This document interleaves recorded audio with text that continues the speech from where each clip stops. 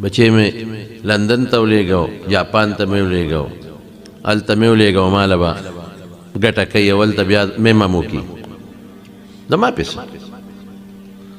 ستا بچي دا پردي ټول ستا بچي دي که نه؟ خلک په دې خوشحالېږي نه.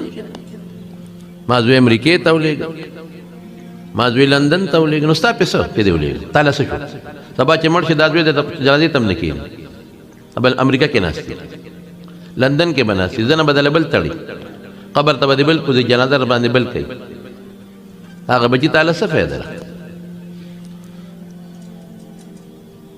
هغه بچی تا له فایده دی چې ته په کټ کې پروت یې، ستا ځنکدنې او دې درته صورت یاسین ووایي.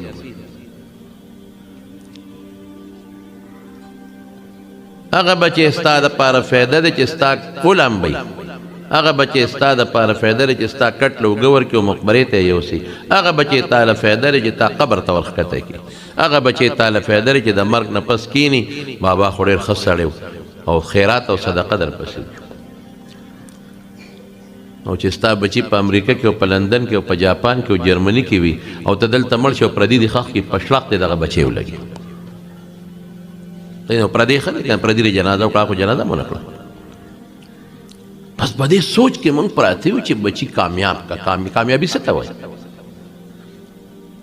دا کامیابي نه ده، خو ناکامي ده د بچي.